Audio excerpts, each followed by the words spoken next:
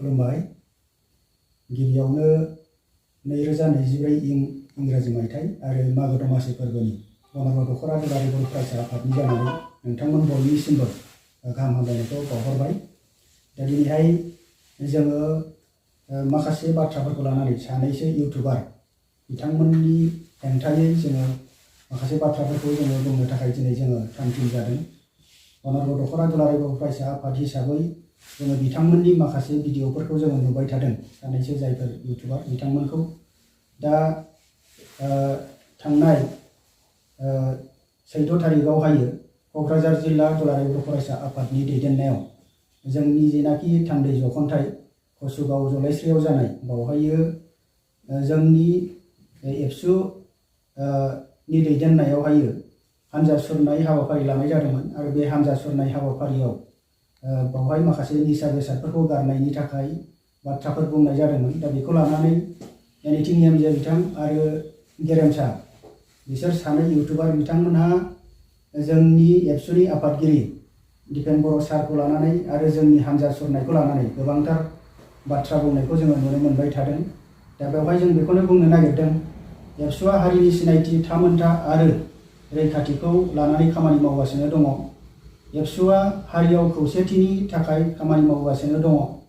एबसुआ बिटिआर गोरोबथानि दफाफोरखौ मावफुंनायनि थाखाय खामानि मावगासिनो दङ। एबसुआ समाजखौ ड्राग्स आरो फेग्रा मुवानिफ्राय अराय गोजानाव दोननो थाखाय खामानि मावगासिनो दङ।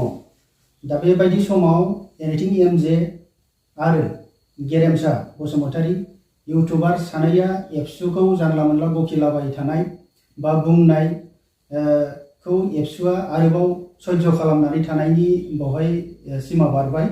दा बिथांमोन सानैया दा बिथांमोनखौ जोङो निमाहा होनाय नंला। जोङो दिनैहाय बनरगाव दखरा दुलाराय बर' फरायसा आफाद हिसाबै गोख्रों रावै जों बिथांमोनखौ सोंखारिगोन। दिनैहाय बिसोर सानैबो बर' हारिखौ गावस्राहोनो नाजाबाय थानाय आरो खामानि मावगासिनो थानायखौ जोंनि नोजोराव गोग्लैदों बिथांमोनहा। दा गावजों गावनि गेजेराव एना एनि सानलायनायखौ लाबोगासिनो दं बिथांमोनहा। बेनिखायनो जोंनि दखरा एबसुआ दिनै थांखि लाबाय जे बिसोर सानैखौबो निमाहा होनाय जानाय नङा जिखुनु अबस्थायाव।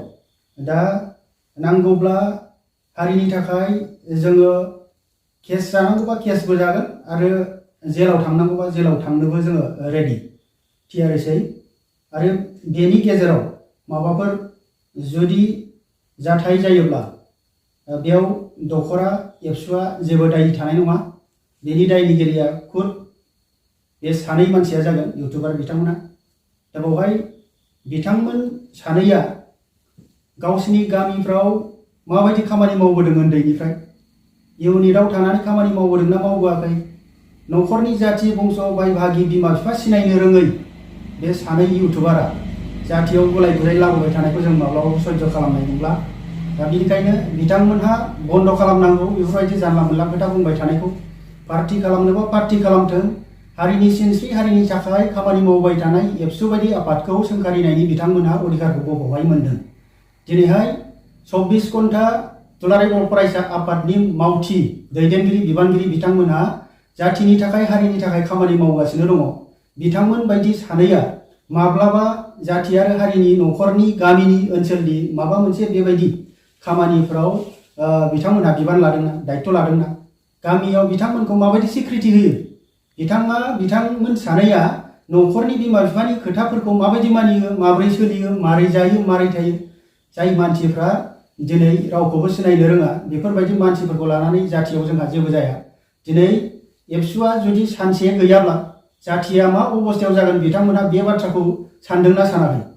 दा दिनैनि अबस्थासिम जि अबस्थायाव लानानै फैबाय एबसु बायदि आफादा, दा बेवहाय बेखौ सोंखारिनायनि बा बुंनायनि लाजि फोनांनायनि अपमान खालामनायनि बिथांमोनहा बबेहाय बेबायदि मोन्थायखौ मोनदों?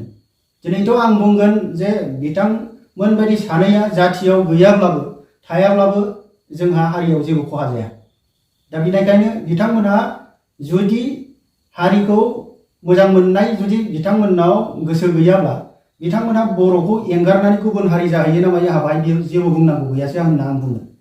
दा बिथांमोन सानैखौ जोङो खावलायगोन जे इयुनाव आरोबाव बेबायदि खुनु जेबो एबसुनि हेंथायै एबसुनि एगेन्स्ट बेबायदि बाथ्रा जाहाथे बुङा माहारियारि आफादनि हेंथायै बेखिनिखौ जोङो खावलायहरगोन थाबैनो बन्द खालामनांगौ आरो इयुनाव जुदि बेफोरबायदि बाथ्रा बुंबाय थाबावोब्ला बेनि माबा मोनसे फिन जाथायनि दायनिगिरिया खुद बिथांमोन सानैया जागोन। दा बेखौ जोङो गोख्रों रावजों जोङो गणगौर दख'रा दुलाराय बर' फरायसा आफादनि जानानै बुङोब्ला गोबां बुंनो हायो बिथांमोन सानैनि एगेन्स्टआव। नाथाय जोङो जाथिनि हारिनि खामानि मावग्रा सानग्रा जोङो बुजिगौ सोरबायदि मानसिजों माबायदि बुंनांगौ माबायदि रायज्लायनांगौ जोङो मिथियो। बिथांमोनखौ जों जाम्बा होननानै माथा गाज्रि खर' गाज्रि होननानै जों रेहाय होनो हायोब्लाबो दिनैहाय अभार जाबाय बिथांमोना आरो बिथांमोनखौ बिदि लाइ होबाय थानाया जोंनि समाजनि थाखाय बिराद मोनसे गाज्रि थासारि लाबोगोन। दा बेनिखायनो जाम्बा होननानै खर' गाज्रि होननानैबो जों रेहाय होनाय बा लाइ होनाया बेवहाय जोंनि थाखाय उपजुक्त जानाय नंला। दा बेनिखायनो नङाबा गुबुनफ्राबो बेबायदिनो लाइ मोनगोन। आरो माखासे इउटुबारफोर दंबावो जायफोर इउटुबारफोरा बेबायदिनो दिन दिन बकितलाबाय थानाय बुंलाबाय थानाया जायो। जिहेतु बिथांमोनहा इउटुब सालायो, इउटुब सालायनायाव थाखा फैसा मोननायनि थाखाय बिथांमोना बुंदों ना मादों बेजों खोथा गैया, किन्तु अन्तत जाथिनि माहारियारि आफादफोरखौ बा एबसुखौ सोंखारायनिफ्राय बिथांमोनहा गोजानाव थानांगौ बेखिनि बाथ्राखौ बुंगोन। जातिखौ गावसोर नङाबा दैदेननो हायै बायदि बिथांमोनहा गावसोरखौनो साननानै लानानै बुंगासिनो दं, खालामगासिनो दङ। किन्तु बेवहाय जोङो माब्लाबाबो सयज' खालामनाय नंला आरो एबसुखौ आगुनि बायदि खामानि मावनो थाखाय आरो जातिनि गेजेराव गोख्रों आखाइजों दबथायनायनि थाखाय बिथांमोनहा फोरोंनांगौ गैया। सम आरो सिचुएसनखौ लानानै एबसुआ मा समाव माबोरैहाय डिसिसन लानानै खामानि मावनांगौ बेखौ मोजाङैनो बुजि